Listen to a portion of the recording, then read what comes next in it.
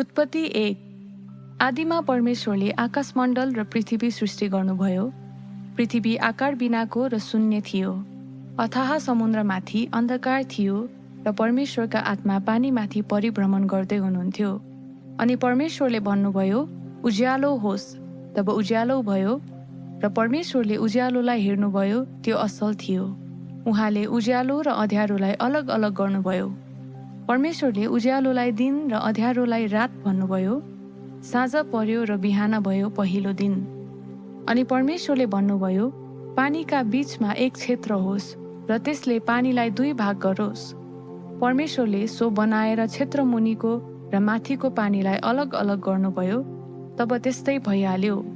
परमेश्वरले यस अन्तरिक्षलाई आकाश भन्नुभयो।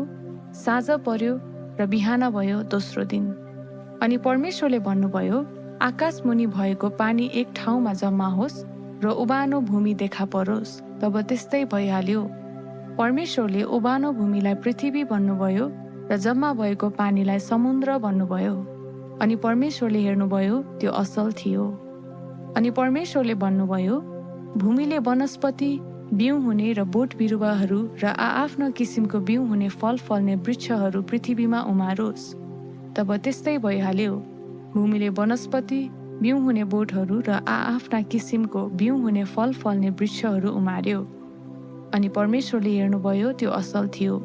साँझ पर्यो र बिहान भयो तेस्रो दिन।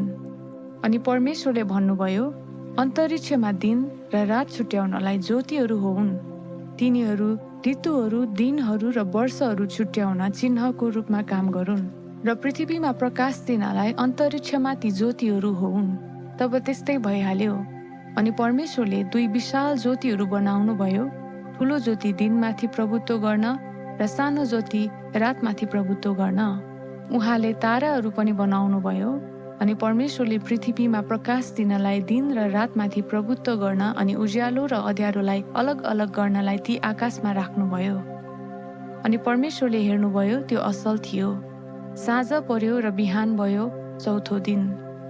अनि परमेश्वरले भन्नुभयो, पानी जीवित प्राणीहरूले प्रशस्त गरी भरिउन् र पंक्षीहरू चाहिँ पृथ्वीमाथि आकाशमा उडुन्।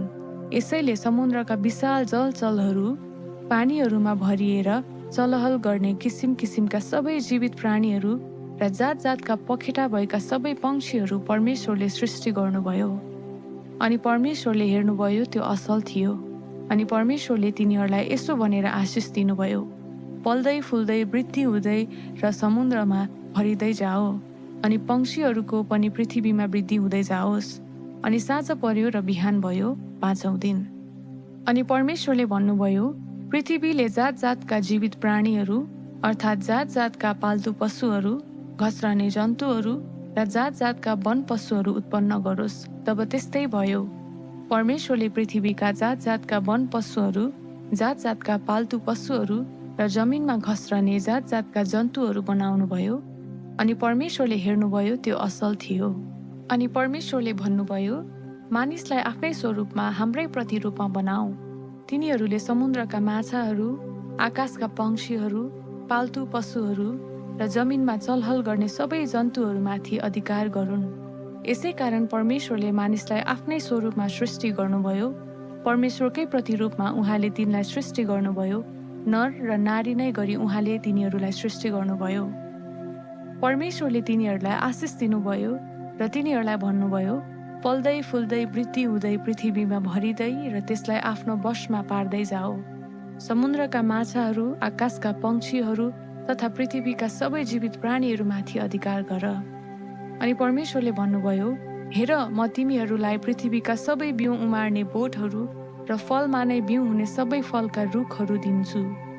ती तिमीहरूलाई आहारको निम्ति हुनेछन्।